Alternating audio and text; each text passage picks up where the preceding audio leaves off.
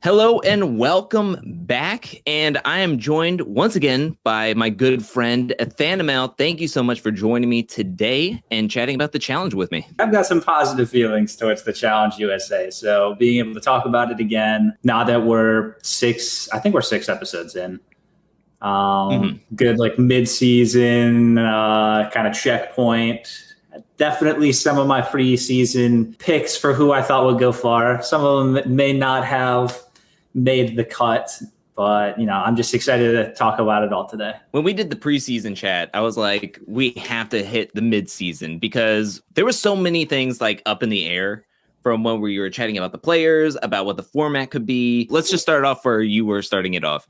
You said you had positive feedback for the season. So what are your overall thoughts? If it's positive, what do you find positive about it? Especially knowing the MTV challenge and coming into this challenge. The biggest thing that I personally find that makes it so good is that it takes itself a lot less seriously than a lot of the more recent seasons of the challenge. Like even if it's just as simple as like the actual challenges that they're doing. I was a little bit sick of the spy theme and just like how serious and like all the explosions and everything. But it's like, oh, this one, like you jump onto something hanging over the water and then you go and play Scrabble. Like I enjoy that's a lot more like simple. Also, every episode is having a lot of unpredictability when it comes to storylines, who's getting thrown in. Like I feel like every episode you can watch it individually and it's telling its own story. It's not relying too much necessarily on the prior 3 weeks. Like one episode is like the Big Brother betrayal, and then the next episode is like a Survivor betrayal. And it's very enjoyable to watch because it's not just one storyline that's dragging on. But at the same time, like there's still the overarching themes. And also the cast has just been absolutely fantastic. So just across the board, I'm loving everything. I think you hit the nail on the head with the way the episodes are formatted, because this past week's in episode 6, the whole thing happened in episode 5 where Tyson throws in Sarah, and we have that Survivor beef within the Survivor Civil War, as they were trying to call it. And coming into this episode, I think a lot of people were thinking, what is that going to result in? It didn't really result in too much, and they didn't want to touch on it too much because they weren't really paired up with each other. Either team didn't win anything. And I think the help of the algorithms ending this episode with an elimination, then starting every episode with the algorithm picking the partners is almost like this big reset that if they don't really need to touch on last week's drama, they won't. And so it is like every episode is almost episodic, but it is fitting into the whole of the season, if that makes any sense, that I was trying to get at. Yeah, no, like you put that perfectly, where the way that they do it, where they end on the elimination and then they start with the algorithm, it's so good in the sense where like, you're right, like it does make it like more episodic, like it's a reset, it's the start. But at the same time, it's also just, it's like such a good transition. Like you don't feel like you are missing any like key moments from like episode transitions. Like it doesn't just go from, elimination's over and then you find them back at the house. It's like, elimination's over. The next episode starts with like 2 minutes later. So it's just a really good way to start the episodes. And then kind of like another thing I'll say on that is that I do enjoy, because of how like the different storylines are going, like there isn't all that much time being spent on like, for example, like David, Justine, like they won the elimination. It was great. And then the next episode, like they don't touch upon it and they didn't need to. Like they didn't waste any time really outside of like the recap. And I thought that was good because it keeps the momentum going like in the direction that they want the episode to go. They're like, okay, like we know the focus isn't going to be on David and Justine celebrating for winning in elimination, so we don't need to touch upon that. And I don't know, I've really been enjoying. Yeah, I think it's just because I've been enjoying all of the storylines. I think if one of the storylines was a lot more boring to me, I might be feeling a little bit differently, but I'm a little results oriented right now, so I'm enjoying it. Okay, so this is the idea that popped into my head, right, while you were talking. And I almost think that because they know that all these episodes are being shown on CBS once a week, and then it's going to live forever on a streaming service as Paramount Plus. I wonder if they took that into account and was like, this is the way that if somebody wanted to binge the whole season, they don't watch in real time. They kind of like wait, they see all 10 to 13 episodes, and you can binge them in the way that once the one episode ends and TJ opens up the door for the algorithm, the next episode can start right away after the 10-second, like go skip the recap, and then boom, we're right back at. And that's what I think. It's just like an 8-hour super movie of it. That would be cool. Yeah, that's what I was thinking about it when you were talking. You touched on David and Justine winning against Xavier and Shan, and I have to put us on blast for a second because I have to talk about or ask about biggest surprises, biggest disappointments. And when I was looking over our preseason talk 6 to 7 weeks ago, we had our winner pick as X. We had a conjoint winner pick of X. I think we talked about Xavier so much in that preseason. For him to go out in episode 4, what did you think in that moment when you were watching episode 4? Alyssa and Kyland are in power, and they're talking about wanting to throw in Xavier. And what was your thought process of them being actually sent in and then losing to Justine and David? I've read from the jump, like Alyssa and Derek X, basically from the very beginning, were always talking about how like betrayed they felt and how it was time to get revenge for the cookout from Big Brother 23. And that was like a total blindside to me. Not that that's like entirely not true, but for the entire last year, like Alyssa and X have been best friends. Like you wouldn't think that there would be that much going into this, especially because it's been a year. So then for so much focus to be put on Alyssa wanting, getting revenge, getting like her shot at them, and then seeing it actually happen, also the fact that it's Kyland. We touched upon how there was a little bit of a potential for a Kyland Xavier rivalry, but for Kyland to really be the one to send him in, that was not necessarily something that I wasn't expecting. But I think, if it's someone's going to send him in, I think that's the most exciting way for it to go down. I think we both misread what was it going to be like for Big Brother 23 to play again with each other after so quickly being done from their Big Brother season. Because coming into the season, I was thinking that Tiffany was the nucleus. She knew a lot of people that was going to help her and benefit her going forward. And it ultimately backfired on her and Xavier as well. I just never thought that it was going to be this big of a disadvantage for Xavier and Shan and the Cookout, who Kyland's the last of the Cookout Alliance to be still in the game at this point in the mid-season. So what are your thoughts on Alyssa? You said it was shocking, but she is coming out guns a-blazing for the Cookout Alliance, getting revenge. And now David took out her number one ally to help out Enzo. First of all, did you see David and Enzo possibly working together? Because I did not. Not at all. I mean, especially with like how like they're talking, constantly saying like, "Oh, I got you," like no worries. Like David went home in his second Big Brother season because Enzo voted him out. Enzo was the deciding vote, and Enzo didn't keep him. So I was shocked to see those two, especially, just being so tight. And as you were saying with Alyssa, now Alyssa got her shots in on Xavier left, but now Alyssa's number one just went home with Derek. So it puts Big Brother in a really weird spot where I believe there's only 4. Oh, there's Angela still. Yeah, it's so weird because like coming into the season, it was like, oh, Big Brother, 6 out of the 9 players are all from Big Brother 23. Like it's just going to be the Big Brother 23 conglomerate. And then now, like going into episode 7, I'm looking at who's left, and you have Angela, who hadn't played with any of the other Big Brother players. You have Enzo and David, two also of like the outsiders. And then of the Big Brother 23 people, all that's left is Kyland and Alyssa, who didn't get along too well on their season. It's mind-blowing to me that this is how this has happened for the Big Brother people. Survivor was the strongest of alliances. I mean, they were rocking with each other for as long as they could, up until Tyson decides to throw in Sarah. What did you think about the Survivor Alliance, first of all? How strong they've gone? Was that surprising? And then was it surprising to see Tyson to take that shot? I'm not that surprised that Survivor was as strong together as a group. I was a little surprised that Tyson took the shot at Sarah, but like, it's Tyson. Tyson can do whatever he wants. Bringing up Tyson.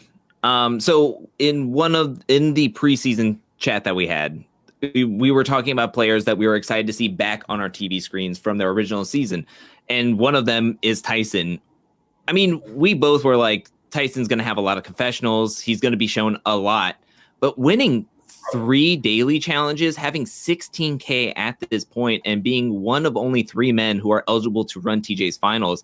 I mean, are you surprised in how shocked he's doing so well on the season? I want to say that I'm shocked, but I think what really separates Tyson is that you look at a lot of these guys in the house and a lot of them very strong. Like you look at like people like Cinco or Xavier, they're very built. They're very muscular. And Tyson is a different, he's just like, he's made different. He's like taller. He's a little lankier. He's a cyclist. Like he's not a power lifter, but because his unique strengths go so well with so many of these challenges, and he's very smart, that I'm not surprised to see him as like anytime I see a challenge, I'm like, oh, like Tyson could definitely win this one.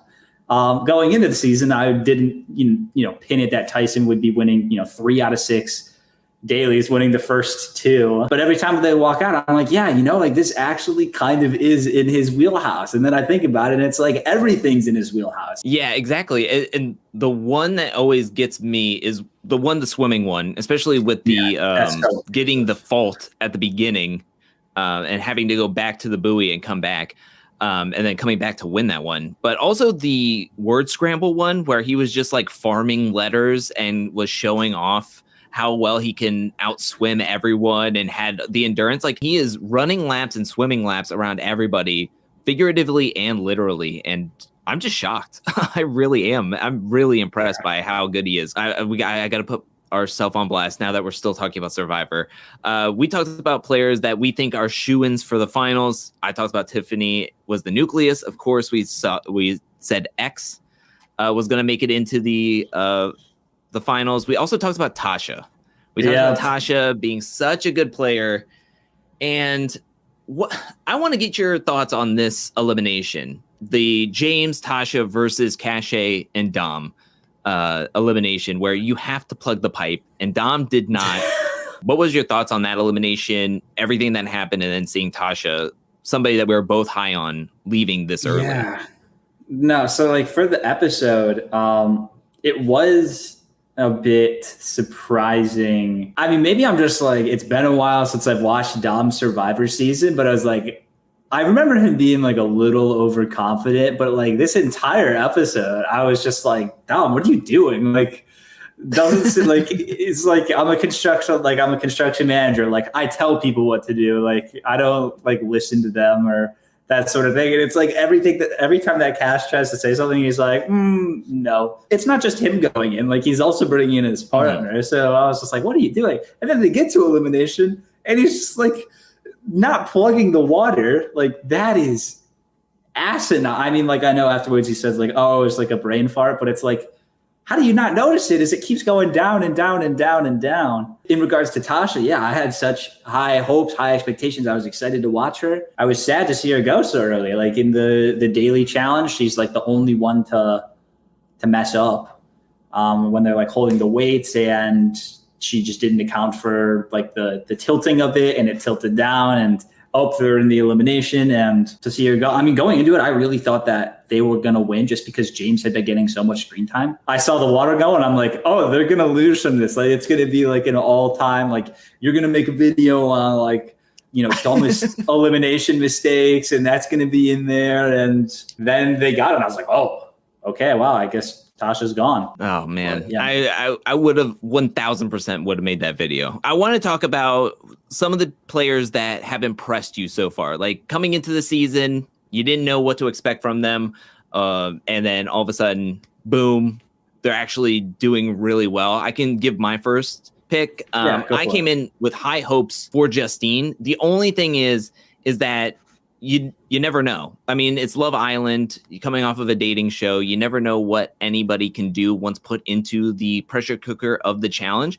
Some people rise to the occasion and some people kind of crumble. And I think that she has just done an amazing job. And now she's like 8K. She's won 2 eliminations at this point, midway through the season, and she's won a daily challenge. And I just think that out of everybody coming into the season, I'm actually really surprised how great she's doing. I mean, I had high hopes, but losing your best friend early on, that could really mess with you. Losing out more players from Love Island, you could think that maybe your head wouldn't be completely into it, but she is absolutely doing incredible. I mean, when you say, stand out that I wasn't expecting, Justine was the first person that went to my mind. I mean, she's winning something every other episode. And I didn't really watch her season of Love Island, so I had nothing to base anything off of.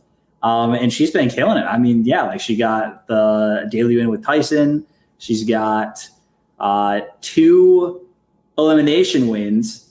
And not to discredit the people that she was in elimination with, but Enzo and David, at least on Big Brother, have never been the greatest competitors. Aside from Justine, though, 2 people that I'm pretty impressed on, at least just like, not even just on like a physical standpoint, but just based off my expectations going in, is Angela.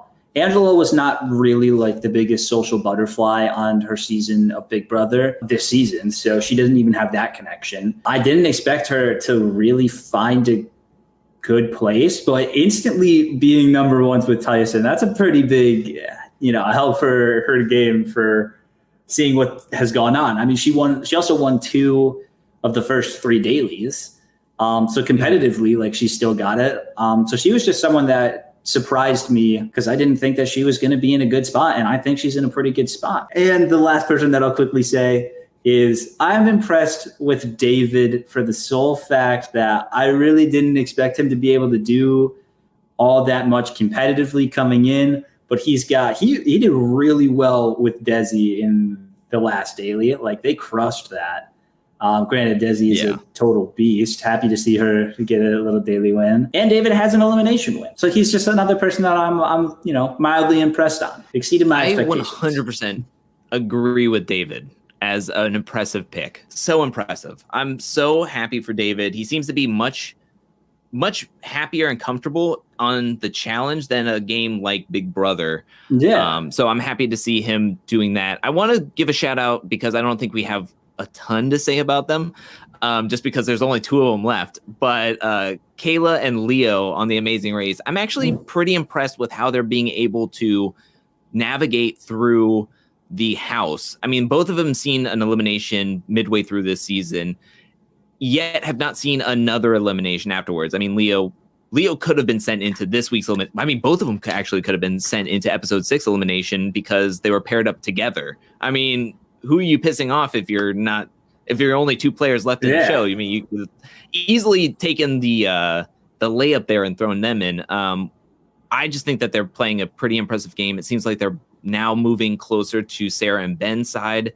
What do you think about that aspect of the game, and where do you see Kayla and Leo moving forward into this game? Do you think that they can still move around and navigate through the numbers, or do you think maybe their names will be called sooner rather than later? Yeah, no, I definitely think, I remember when we first talked, you were kind of in the mindset, or at least were like discussing the possibility of, they might be the obvious outsiders where it's like, they're easy people to get out. But at the same time, if there's only a couple of them, they're easy numbers to bring in to give you that extra little punch. I think showing that they can win an elimination, especially both of them. I think both of their elimination wins, like they weren't easy wins, if I would say. Like they had to show something. I think Kayla I think she's in a good spot in the house where unless someone is like, I was going to say, like, unless someone like really scared to make a big move wins the daily, and then Kayla is paired up with Leo and like, they're like, we'll just send them in. Like, this was the week to do it. Like, David and Desi won. Like, they could have very easily pushed for the two Amazing Racers to go in, and they didn't. They survived. I think this was like one of their greatest hurdles, as opposed to the beginning of the season when the Amazing Racers constantly found themselves going in. So I think they're in a good spot, and they can probably keep riding the wave a little bit longer. Now cut to them both being eliminated next episode or something like that. I don't think that they will be eliminated together unless the algorithm malfunctions again and puts them together again, which cannot see that happening that soon. Hopefully not. I do want to talk about some people that have shocked us in the wrong way. Coming into the season, maybe we thought that they would do a little bit better, and it just did not work out for them. Let's take Xavier off the block because we talked so well about him, and that's clearly the biggest wah moment for both of us, thinking that he was a shoo-in for the finals, and then he was our consensus winner pick between the both of us. I will say that I'm pretty surprised to see Derek X not do better. I think after seeing him on Big Brother and then coming into the show, I was thinking that he was going to win like trivia. He looked athletic. He was doing great on the swimming challenge with Kayla, and they were in first place for the longest time. And then they weren't able to beat out Tyson and Cachet, who were coming up from behind. I just thought that Derek X would have been able to do more and have more of an imprint on the season. I would also throw out there, if I'm looking at it, I mean, Tiffany and Shan also come to mind. So to start with Shan, I think Shan's reputation definitely was not a good thing for her game, because like I just think of the one scene where it's like Shan and Derek X talking, and then they're talking about this stuff, and Shan's like, yeah, like I'm like, I don't remember exactly what she said, but it's like, I'm super like, I only talk to people I really trust. Like, I think I was just like misunderstood. And then Derek says like, you had like a theme on your season, like a little like sneaky jingle that you made for when you were getting up to no good. But I'm not necessarily surprised to see Shan out early. I thought that she would last a little longer. And then Derek X was another one where I had high hopes. I just really liked him on the last season. But I mean, making it 6 episodes in, if this is only going to be like 10 or 11 episodes, I guess it's still like a pretty early exit. But I don't necessarily think that I would say I'm too disappointed. Really, like out of the people that are left in, especially, I can't really say that I'm disappointed. I guess I would say I'm surprised that Danny hasn't won anything yet, but I'm not disappointed that he hasn't. Like he's stayed safe. He's not.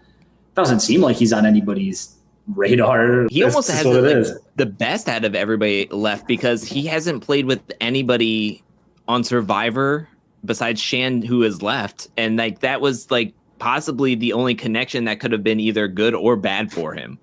And Kiki told him to keep his eye out on Shan. So honestly, I feel like Danny's in a great spot. I think he's just getting along with everybody, and yeah, he needs to win something to be qualified for this final, because I want to see him win out in a final. I don't want to see him.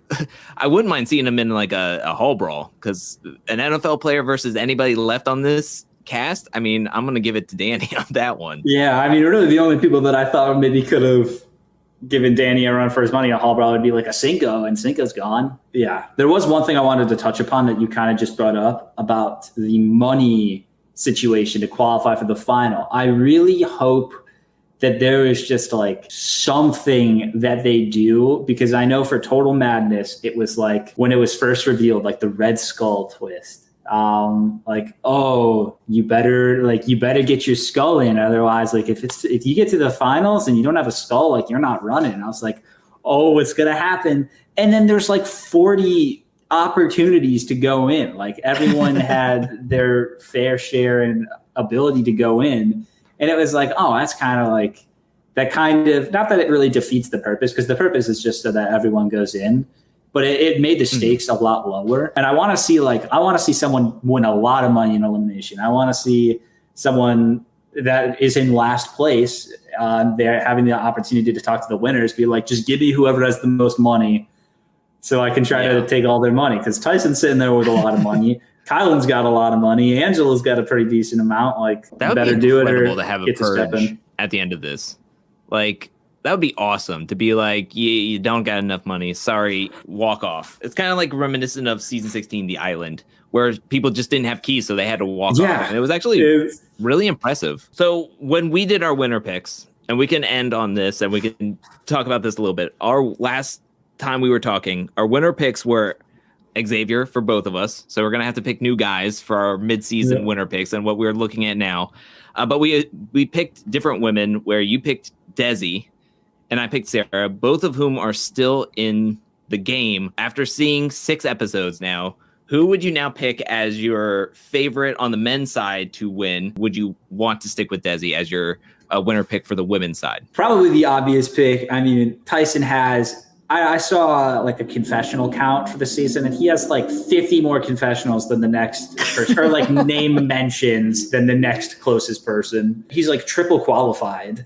Not that that really matters, but like he's been qualified from the get-go, and I really like him. I want to root for him, so I am going to pick Tyson as my new winner. And quickly, for the women, Desi definitely sticking with her. She just qualified last episode. She's in good with a bunch of people. Nothing has changed where I would now doubt her ability to win. I mean, I think Tyson is a solid choice. I mean, he is the narrator. If I wasn't picking Tyson, because you've already mentioned him quite a bit, but I think it's a solid choice. I don't think anybody wants to send him in, especially on the women's side. So I think he's going to be very, very strong as long as Sarah's not in charge with Ben, and they're going to throw Tyson directly in. I think Kylan is a strong choice. Danny, he needs a win. He needs a win, a daily challenge. I read somewhere that he could possibly be partnered up with Justine in episode 7 for the Junkyard Derby. If that's the case, I would really love for both of them to win into power and get Danny's money. If he's going to be in a physical elimination, heck, even a puzzle, I would want to put my money on Danny, especially if for whoever his partner is. So I'm going to be rooting for Danny to get qualified, make it to the finals, and I'm going to be rooting for him to win. I was already rooting for him, but now that I have to pick a new winner pick. On the other side, I picked Sarah as the winner.